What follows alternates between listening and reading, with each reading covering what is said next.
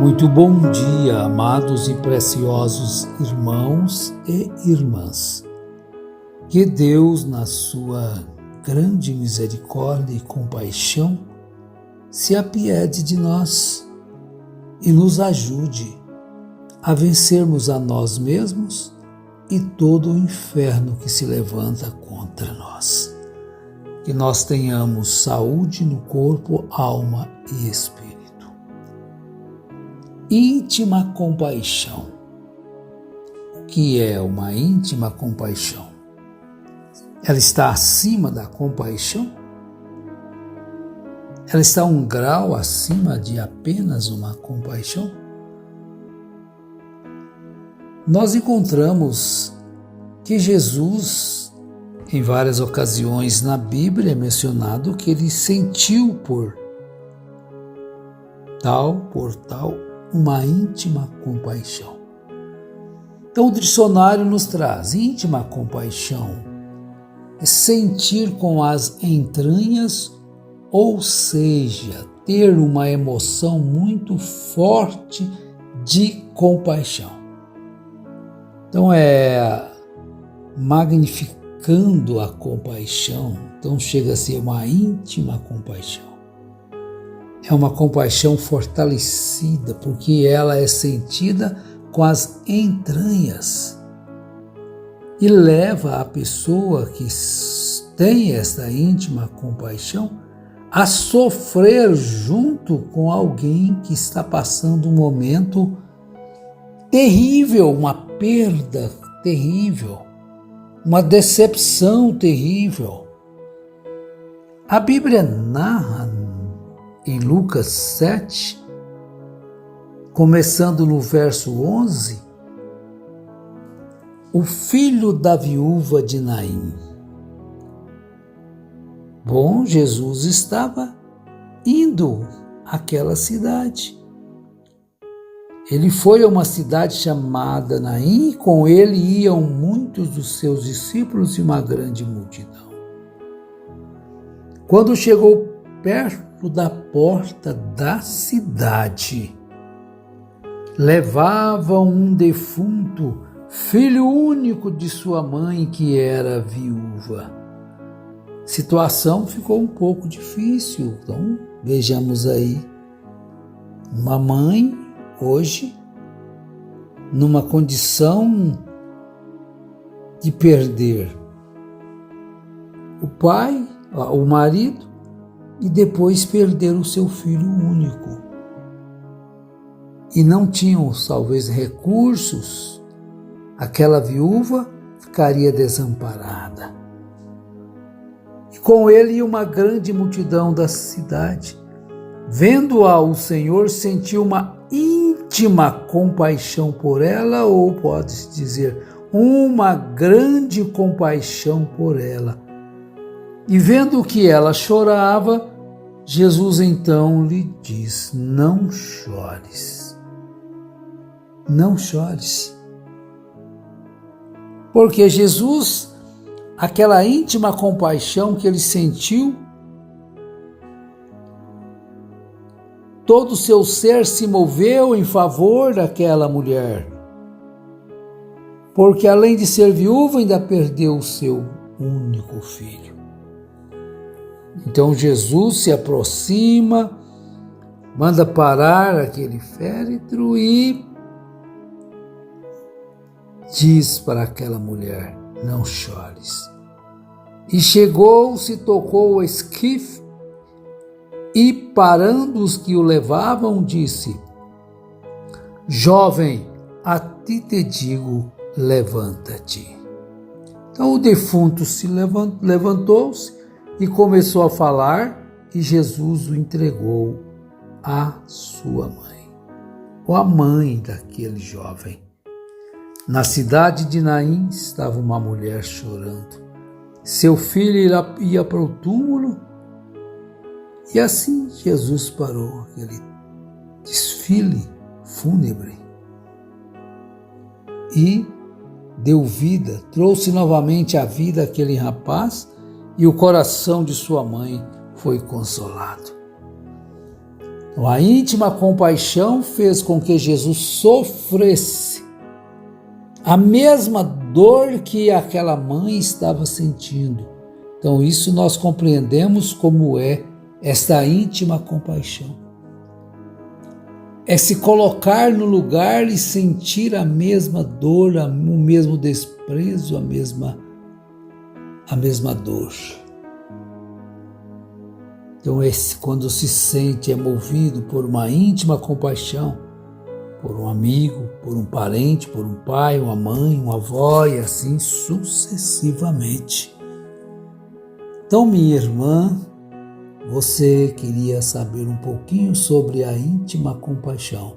E eu também interessei saber sobre essa íntima compaixão. É o que Jesus sentia. Não em todas as ocasiões, a Bíblia não relata que ele sentia essa íntima compaixão ou uma grande compaixão. Não sei porque a situação talvez fosse mais agravante. Nesse caso aqui, uma mulher viúva com um único filho e de repente o filho também se vai. Então ela estava sofrendo uma dor dilacerante. Então Jesus sofreu junto com ela. Se você tem essa íntima compaixão por alguém, você sofre por este alguém também. Conforme ele sofre, você sofre também. Esta grande compaixão é sentir com as entranhas, ou seja, é uma emoção muito forte de compaixão.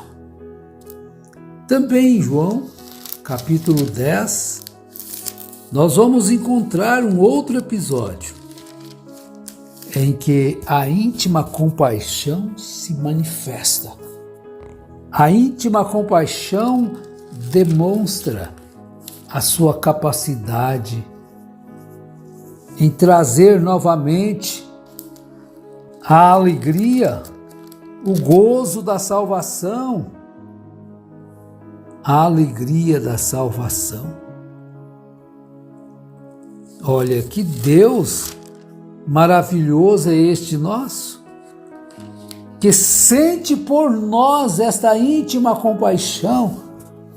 Então você compreende melhor agora o que é este sacerdote? O que é este sacerdote? Que pode ser tocado pelo sentido das nossas dores, das nossas enfermidades, conforme está escrito. Esse grande Redentor, onipotente, onisciente, onipresente, ele sente com você a sua dor. Ele sente comigo a minha dor, a minha necessidade. Cristo sofreu por nós tudo aquilo que todos nós vamos sofrer. Mas a sua compaixão para conosco, ela é sempre movida com as entranhas. Por isso ele tem uma íntima compaixão por todos nós. Ali estava aquela mulher, naquela condição, não sei qual é a sua, mas também Lucas escreve um homem que se moveu de grande compaixão por alguém que ele nem sabia quem era, nem conhecia. Não era seu pai, não era sua mãe, não era seu primo, não era seu tio, não era seu sobrinho. Mas Jesus, na parábola do bom samaritano, ele nos mostra a buscar esta íntima compaixão para que possamos, através deste poder, desta compaixão, ajudar um ao outro, levantar do calabouço, trazer a saúde para prosseguir na jornada. Ele narra que aquele homem foi assaltado e foi, de alguma forma, surrado ali. Apanhou, sofreu um castigo daqueles malfeitores. Então, eles perguntaram sobre o próximo.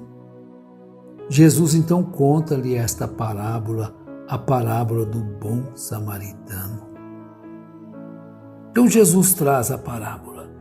Descia um homem de Jerusalém para Jericó e caiu nas mãos dos assaltantes, os quais despojaram e, espancando-o, se retiraram, deixando-os meio morto.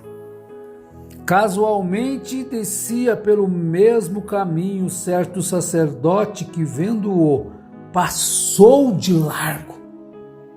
Não sentiu nem uma pequena compaixão por ele. Tem homens que não sentem compaixão, tem mulheres que não sentem compaixão. Nem por homens, nem por mulheres, nem por animais. Nem por animais. Como eu gosto de observar a natureza e moro também junto com a natureza, sim. Uma zona rural perto da cidade. Mas como às vezes os pequenos animais também sofrem. Nós encontramos um pequeno animal, não sei se vocês que vão ouvir conhecem, uma ave, uma curicaca. Curicaca, aquela grande, tem a curicaca pequena e a curicaca grande. E quando nós encontramos foi numa cidade que não é a que a gente mora, é onde a gente vai dar assistência. E aí, chovendo, um filhote bem grande já, muito na chuva, bem estragado. E aí a minha esposa, a Rosa, o viu e pegou aquele filhote, então, e trouxemos para a chácara. Aí ele não podia comer. O bico era torto. Vocês que conhecem sabem, eles têm uns bicos grandes, encurvado assim para baixo para pegar alguns insetos na terra. Mas o dele entortou para o lado esquerdo.